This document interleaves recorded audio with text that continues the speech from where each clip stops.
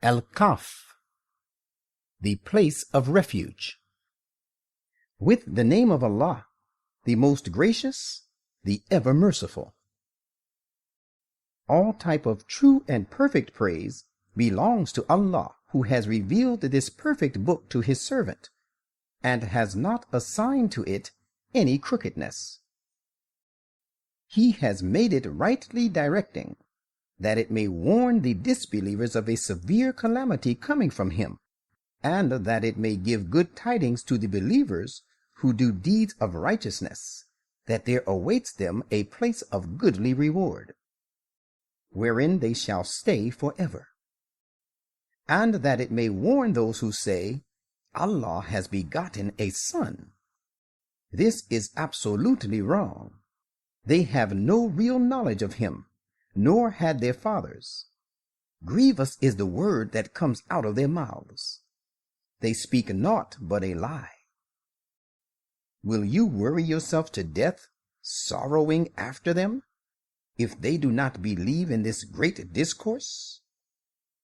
Verily, we have made all that is on the earth as an embellishment for it, that we may try them as to which of them is the most excellent in respect of performing the noblest deeds. Yet it is we who shall one day reduce all that is on it to a barren soil. Do you think that the people of the place of refuge and of the inscriptions were a wonder among our signs?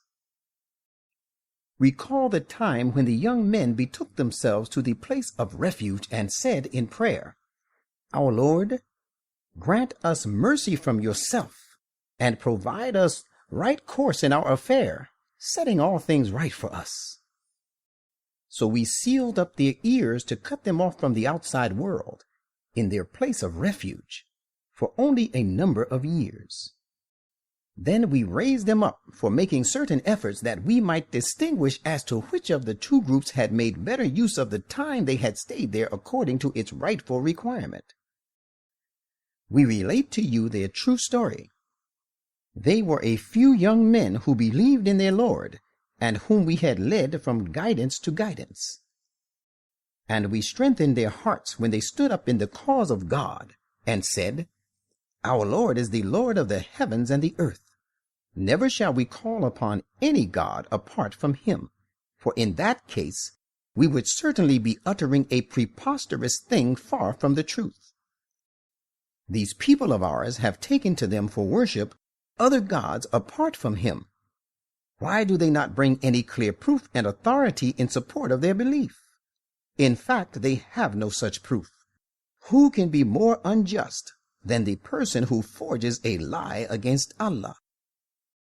They said one to another, So now when you have left them, and that which they worship apart from Allah, you should take shelter in the place of refuge. If you do so, your Lord will extend to you his mercy, and will provide some ease for you in this affair of yours. And, O people, you could see the sun when it rose, inclining to the right of their spacious place of refuge, and when it set declining to their left, while they were in the open space of this refuge of theirs. This was one of the signs of Allah. He alone is rightly guided whom Allah guides. As for the person whom he forsakes, you will find no helper nor guide for him. You might think them weary while they are dormant and asleep.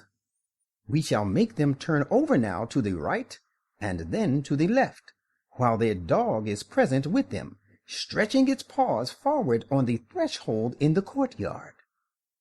If you had become aware of their true state, you would have turned back from them in fright, and you would have surely been filled with great awe of them. And just as we made them dormant, we raised them to life from the state of lethargy, so that they questioned one another. One of them asked, How long have you remained dormant? Some of them said, We have remained in this state of inactivity a day or a part of a day. Others said, Only your Lord knows best. the time you have remained so. Now send one of you with these silver coins of yours to the city. He should see which of its inhabitants has the best and purest food, and let him bring for you provisions from it. And let him be courteous, and let him not at all apprise anyone about you. For if they come to know of you, they will condemn you, or make you revert to their faith by force. And in that case, that you revert to their faith, you will never attain your goal and prosper ever.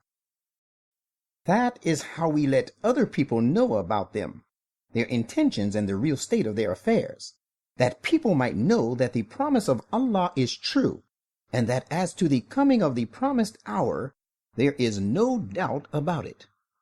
And recall the time when the people that followed argued among themselves about their affairs, and they said, "Build a monument over them.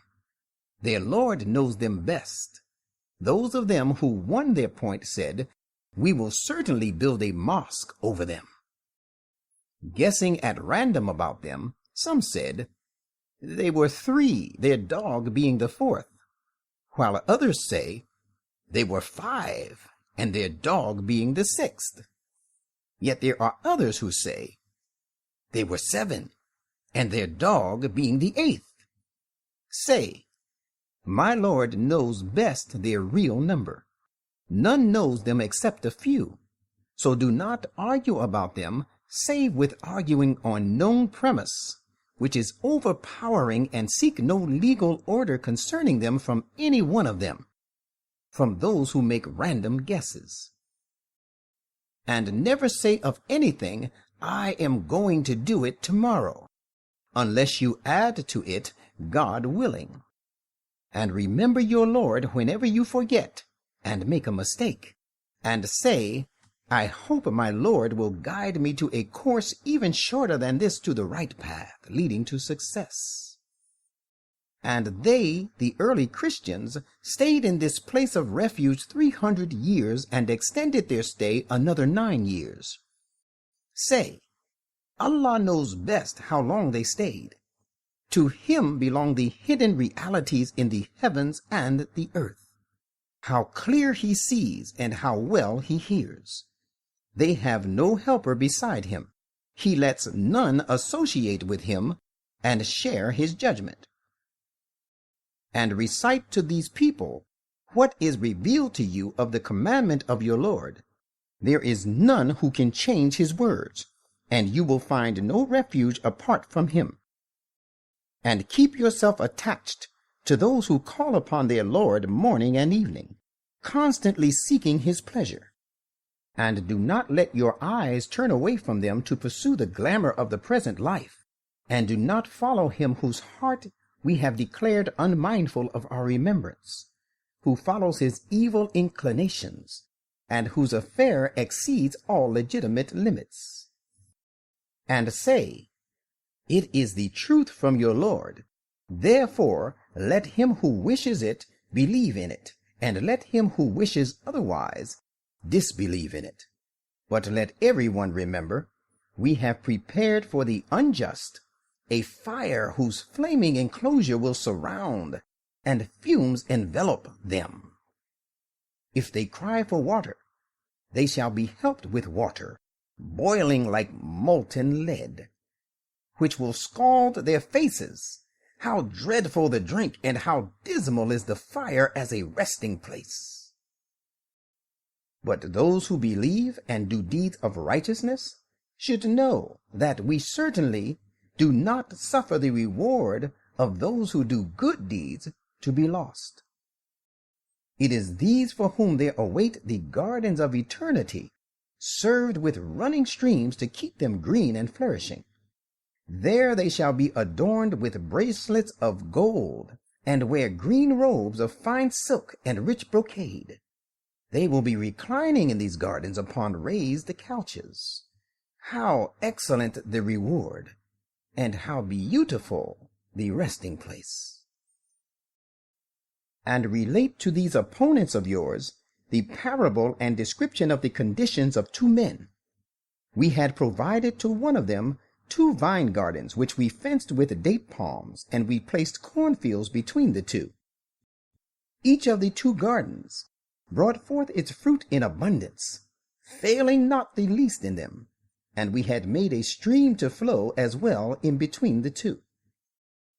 Thus he, the owner, had an abundance of fruit and substances of diverse kinds. So he said to his companion, the other man, while he was arguing boastfully and vainly with him, I am richer than you in wealth, and mightier in respect of manpower. And it so happened that he entered his garden while he was unjust to his own soul. He said to his companion, I do not think that this wealth will ever perish. And I do not think that the promised hour of resurrection will ever come. But if I am ever made to return to my Lord, I will certainly find there an even better resort than this. His companion said to him, while he was arguing with him, Do you disbelieve in him who created you first from dust, and then from a sperm drop? Then he fashioned you into a perfect man? But as for myself, I believe that he, Allah alone, is my Lord, and I will associate none with my Lord. And why did you not say when you entered your garden, only that which Allah wills comes to pass? For power belongs only to Allah, though you see me inferior to yourself in riches and children. There is every hope that my Lord will give me a garden better than yours, and he may visit this garden of yours with thunderbolts from above, so that it is turned into a barren waste. Or its water may be drained into the earth, so that you will not be able to find it. Now it came to pass that his fruit and substance was utterly destroyed, and while it lay toppled over on its trellises, he began to wring his hands on account of what he had spent on it, and said, Would that I had associated none with my Lord. But then there was no party left to defend him against Allah, nor could he defend himself, for it was Allah alone who could help him. At such a time, it is thus established that protection belongs only to Allah, and help comes from him alone, the true God. He is the best in respect of rewarding, and the best in respect of bringing about good results. And give them the similitude of the life of this world. It is like water which we send down from the clouds, so the vegetation and plants of the earth flourish with it. And then it turns into chaff, which the winds scatter about. Behold, Allah is the holder of all power over what he will. Wealth and children are an adornment of the life of this world, but with regard to immediate reward, ever-abiding righteous deeds are the best in the sight of your Lord. They also promise the best hope in respect of the future.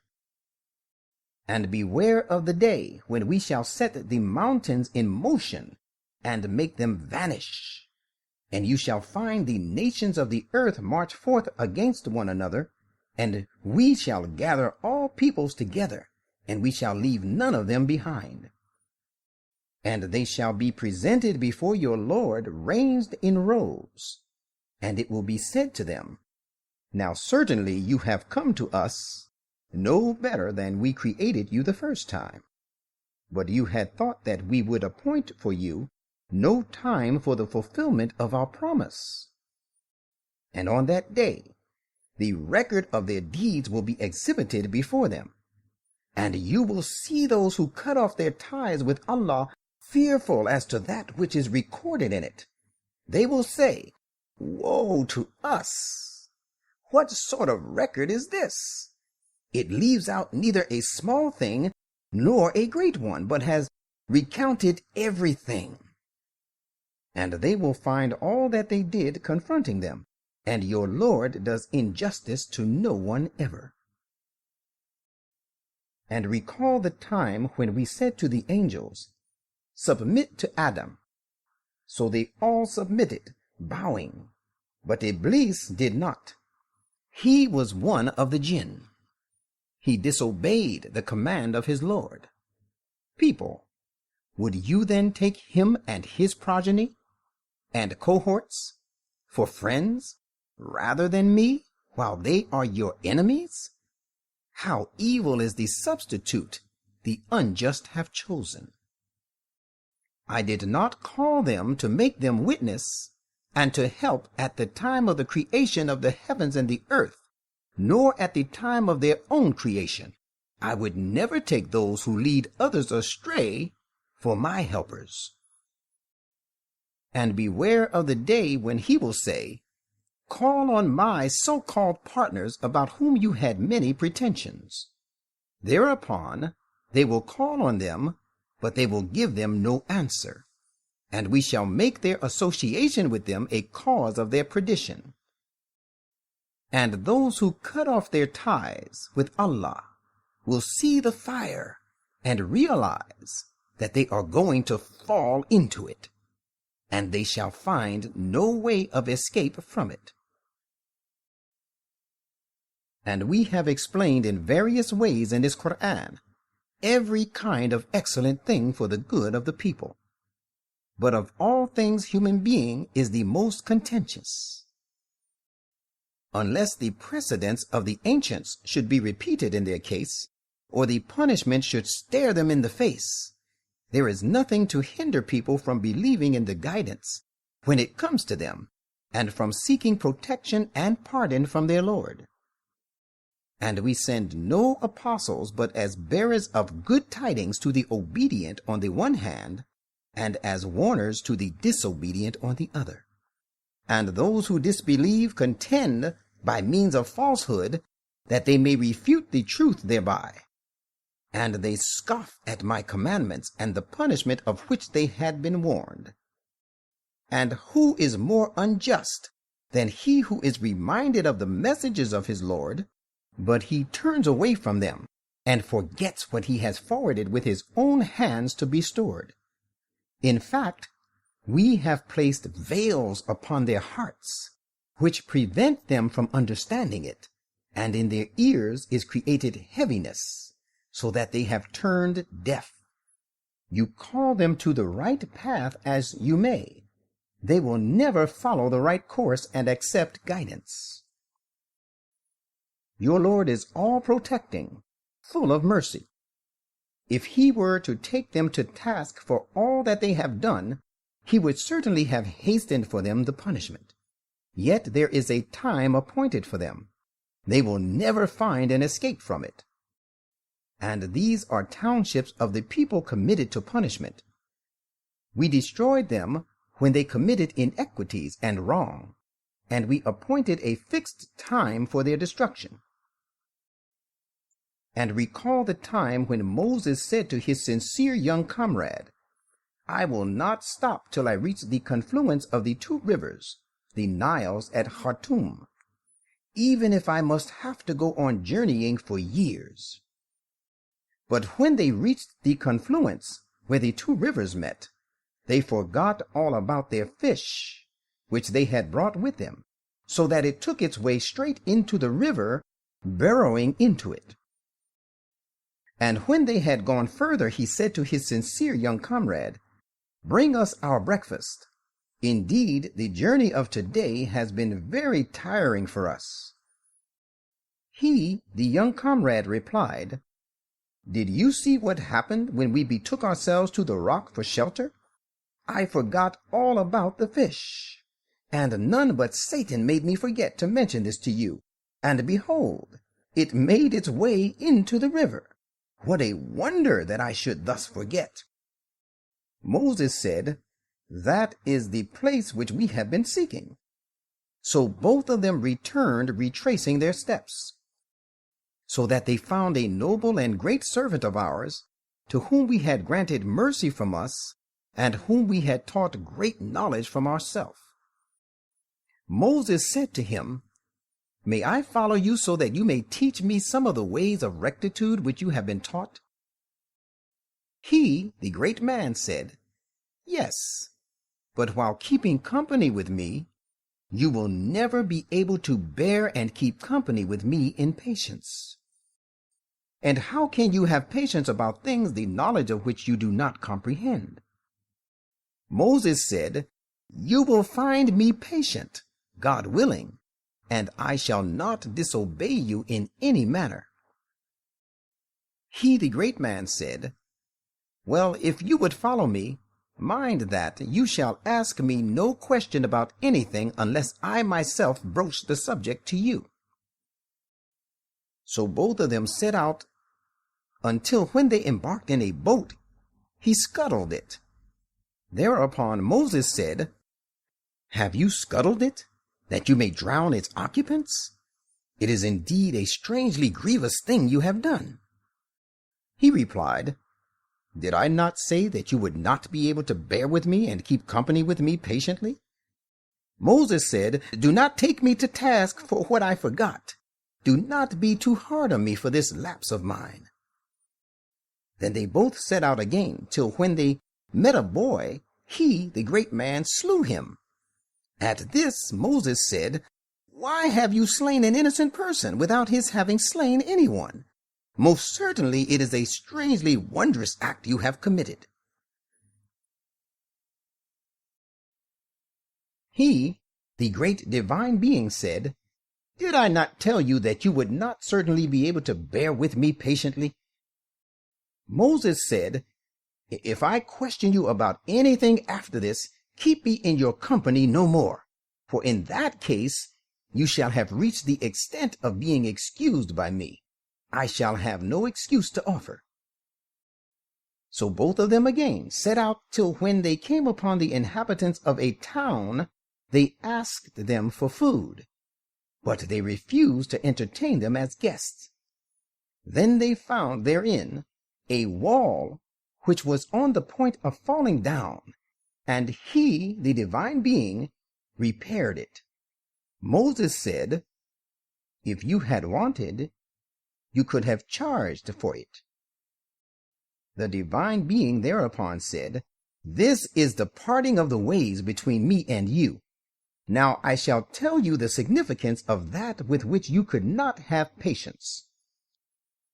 As for the boat, it belonged to certain poor people who worked on the river, and in their rear there was a brutal king who seized every good boat by force. So I chose to damage it. And as for the boy, his parents were believers, and we feared that he should involve them in trouble through transgression and disbelief. So we desired that their Lord should give them in his place a child superior to him in virtue and purity, and more regardful to attend to the right of relationships. As for the wall, it belonged to 2 orphan boys of the town, and under this wall there was a treasure belonging to them, and their father had been a righteous man. So your Lord desired that they should attain their age of full strength, and then take out their treasure, a mercy from your Lord. And I did not do it of my own accord. Whatever I did was the will of the Lord. This is the significance of that which you were not able to bear with patience." And they ask you about Dhul-Qarnayn, Cyrus of Persia. Say, I will just recite to you some of his account. Verily, we granted him authority on the earth, and provided him with all sorts of means.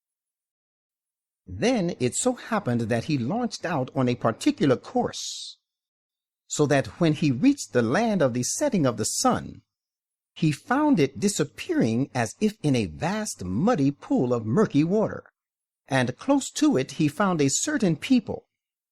We said, Dhul-Qarnayn, you may either punish them or treat them with kindness. He said, Well, as for him who transgresses and does wrong, we shall certainly punish him. Then will he be produced before his Lord, who will inflict upon him a dreadful punishment. But as for him who submits and believes and acts righteously, there is for him a handsome reward with his Lord, and we shall speak to him easy words of our command. Then he launched out on another course, so that when he reached the land of the rising of the sun, he found it rising on a people for whom he had provided no shelter against it. That is how it was. As for him, we alone had full knowledge of all that he had with him. Then he launched out onto yet another course, so that when he reached a place between two barriers, he found in their vicinity a people who could hardly understand speech. They said, "Dhul Qarnayn, Gog and Magog are playing havoc in this country. Shall we pay you tribute on condition that you set up a barrier between us and them?" He said, "The power which my Lord has endowed me with about this is better than your tribute. You only help me with your resources and human endeavor of physical strength. I will raise a rampart between you and them." Then he said, "Bring me ingots of iron," so that when all was provided for, and he had filled the space between the two barriers, he said, "Now blow with your bellows." They blew till when he had made it red hot as fire, he said, "Bring me molten copper that I may pour it thereon." So there was built the rampart which they, Gog and Magog, could neither scale, nor they had the strength to cause a breach through it. He said thereupon, "This rampart signifies a great mercy of my Lord. But when the promise of my Lord about the spread of the tentacles of Gog and Magog all over the world shall come to pass, he will raze it to the ground, crumbling it to pieces. And the promise of my Lord is certainly true. And we shall leave them, Gog and Magog, alone, at that time surging as waves in furious attacks, one over another. And the trumpet shall be blown. Then shall we gather them all together. And we shall, in a way, present hell on that day, face to face to the disbelievers. Those of them whose eyes were under a cover not heeding my reminder, and they could not even afford to hear to the voice of truth. Do those disbelievers think, even then, that they can take my servants as patrons to my exclusion? Let them know, surely we have prepared Gehenna for the disbelievers as an entertainment. Say, shall we inform you of those whose deeds shall spell their utter loss? They are those whose efforts are all lost in pursuit of things relating to the life of this world, yet they think they are doing works of good manufacturing. It is these who disbelieve in and deny the messages of Allah and the meeting with him, so their deeds have gone vain, and on the day of resurrection we shall assign them no weight. That is their recompense, Gehenna, because they disbelieved, and they looked down upon my signs and my messengers. Those who believe and do deeds of righteousness will have gardens of paradise for an entertainment and an abode, wherein they shall abide forever, having no desire to be removed from there.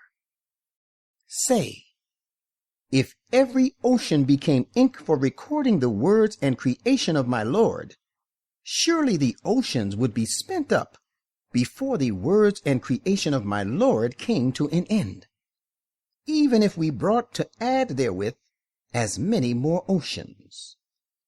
Say, I am but a human being like you. It has been revealed to me that your God is only one God.